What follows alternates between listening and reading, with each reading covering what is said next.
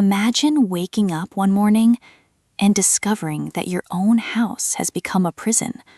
The doors won't open, the windows won't break, your phone has no signal, and outside, something is waiting in the rain. This is the nightmare at the center of Netflix's The Last House, directed by Louis Leterrier. But what makes this story disturbing isn't just the creatures outside. It's what happens when a family is forced to live together for days, then months, and eventually 5 entire years. Because when the world disappears, survival isn't just about finding food, it's about finding a reason to keep going. The story introduces us to the Delgado family living in Seattle. Jason is an engineer and the practical head of the family. His wife, Anne, is caring, intelligent, and fiercely protective of their children. Then there are their 2 kids, teenager Graham and younger Ruth. They also have an aging golden retriever named Cassidy. At first glance, the Delgados are just an ordinary family.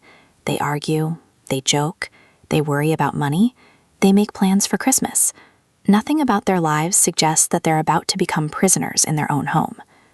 Then, the rain begins. At first, it doesn't seem unusual. Seattle is known for rain. But this storm is different. The rain becomes heavier and heavier until something impossible happens. The family tries to leave the house. Jason reaches for the door. It won't move. He tries again. Nothing. He checks the windows. Locked. Not by an ordinary mechanism. Something invisible seems to be holding the entire structure together. Jason tries breaking the glass, but every attempt fails. And then they notice something even more frightening. Their neighbors are trapped too. House after house, the same thing has happened. Nobody can leave. Nobody can communicate with the outside world. And nobody knows why.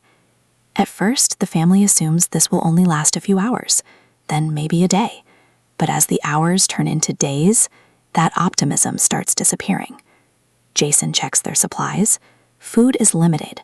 Water won't last forever. Electricity could fail at any moment. And nobody knows when help is coming. Then a woman named Susan appears outside. She had been running when the storm began. Unlike the Delgados, she wasn't inside a house. She tries desperately to reach them. But before the family can rescue her, something moves in the rain. Something huge. Something with multiple limbs. Susan is suddenly dragged away. The family can only watch in horror. And now they understand one terrifying truth. Whatever is outside doesn't want them out. The house isn't just keeping them prisoner. It may actually be protecting them. The family begins adapting. Jason, who is an engineer, starts turning the house into a survival machine. Anne uses whatever resources they have to keep the family fed. The children are homeschooled. They establish routines. They exercise. They play games. And because the internet is gone, the family has only a couple of DVDs. They watch Annie, then Air Force One.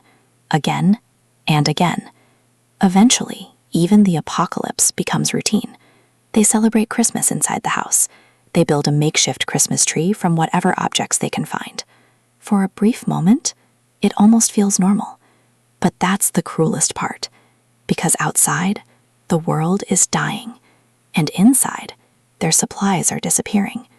Then the electricity fails. The water supply becomes unreliable. The neighborhood grows silent. One by one, the houses across the street go dark. The Delgados realize their neighbors are dying. And now their comfortable home is slowly becoming a bunker. Jason refuses to give up. He collects rainwater. He builds traps.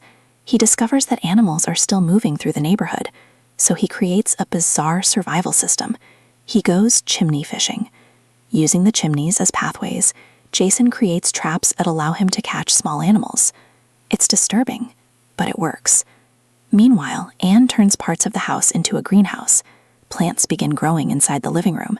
The family collects dew. They harvest whatever food they can. Every resource matters. Every drop of water matters. Every animal matters. And every day, the outside world becomes less recognizable. But then something happens that changes the family forever. Cassidy, their beloved dog, runs out of medication. The family tries to keep her alive, but eventually Jason realizes she is suffering. He makes an impossible decision. He euthanizes Cassidy. And then comes the most heartbreaking survival choice of the entire movie. What do you do when even your beloved pet becomes part of your food supply? Jason and Anne are forced to consider something unimaginable: using Cassidy's body as food. The movie doesn't show every detail, but it makes sure we understand what happened. The family has crossed a line. They are no longer simply waiting for the apocalypse to end. They are adapting to it. And that raises a terrifying question. How much of your humanity can you sacrifice before survival stops being worth it? But Jason doesn't know it yet. Their biggest test hasn't even begun. Because 5 years after the rain started, something outside begins moving again. And this time, it's coming for them. 5 years. That's how long the Delgado family has been trapped inside their own home. At first, they thought the strange lockdown would last a few days, then a few weeks, but the world outside never returns to normal. The electricity eventually disappears, water becomes scarce, food starts running out, and one by one, the houses around them go dark. The Delgados realize they may be among the last people still alive in the neighborhood. But Jason refuses to give up. Using his engineering skills, he turns the house into a survival system. He collects rainwater, builds traps, and even uses the chimney to catch small animals. Anne does her part too. She transforms parts of the house into a makeshift greenhouse, growing whatever food she can.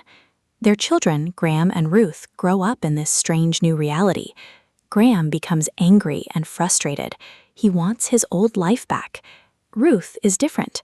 Instead of giving in to fear, she becomes fascinated by whatever is living outside, and slowly she develops a theory. The creatures aren't aliens, they're ancient beings from the ocean, maybe creatures like the Kraken or Leviathan. And if that's true, then perhaps they're not invading Earth at all. Maybe they're taking it back. Ruth believes humans have damaged the planet for too long, and the creatures have returned to reclaim their world. Then something happens that makes her theory even more believable. One of the creatures seems strangely calm around the family. It even appears to communicate through the rain. For years, the Delgados survive without directly confronting it. But everything changes when Ruth is bitten by an animal and becomes seriously ill. The family desperately needs medicine. Anne risks leaving their safe zone and enters a neighboring house to find medical supplies. But the trip attracts the attention of one of the creatures. A violent confrontation follows. Anne shoots it. Jason attacks it. And now the family has crossed a line. They've hurt one of the beings. Soon their house is no longer a safe shelter. The foundation is weakening, the water is rising, and the creatures begin closing in. Then, after 5 years of waiting, one of them finally enters the house. Jason has prepared for this moment. He turns the home into a battlefield.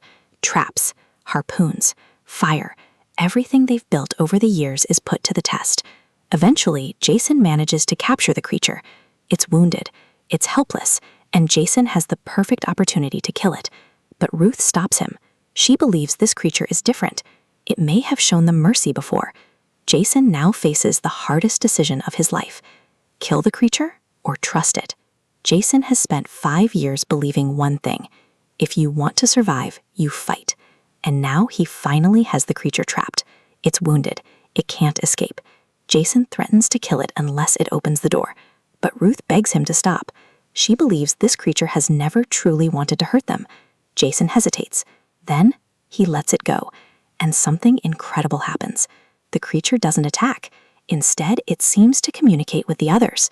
The rain suddenly stops. The invisible barrier disappears. For the first time in 5 years, the front door opens. The family steps outside, but freedom doesn't look anything like they imagined. Seattle is almost completely underwater. The streets are gone. Buildings are destroyed. The world they knew has disappeared beneath the flood. Then the creatures retreat into the ocean. Jason, Anne, Graham, and Ruth find a boat and realize it may be their only chance to search for other survivors.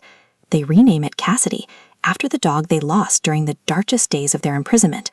As they sail away, Ruth realizes something important. Maybe the creatures weren't simply trying to destroy humanity. Maybe they were reclaiming a world that humans had damaged.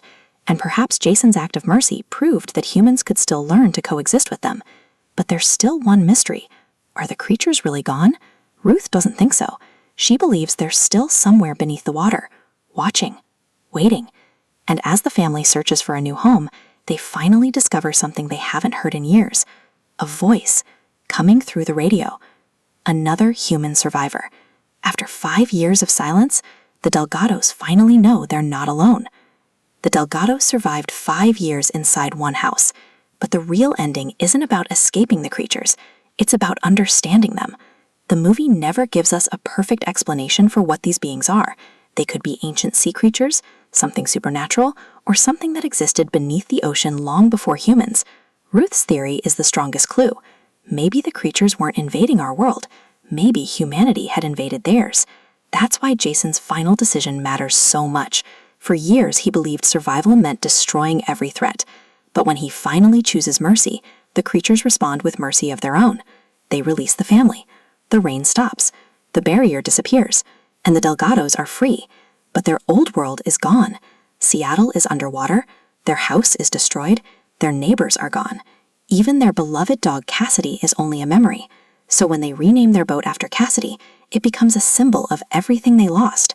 Then comes the final ray of hope. Ruth uses the radio and hears another human voice. Someone survived. The family may no longer be the last people alive. And that's where the movie leaves us. Not with a perfect explanation, not with the creatures defeated, but with a family sailing into an unknown world. The deeper message is simple. Survival isn't always about defeating your enemy. Sometimes it's about understanding it. Jason spent 5 years protecting his family through strength. In the end, compassion is what saves them. The creatures may still be out there. Humanity may have to share this new world with them. But for the first time in 5 years, the Delgados aren't trapped. They're free. And their real journey has just begun.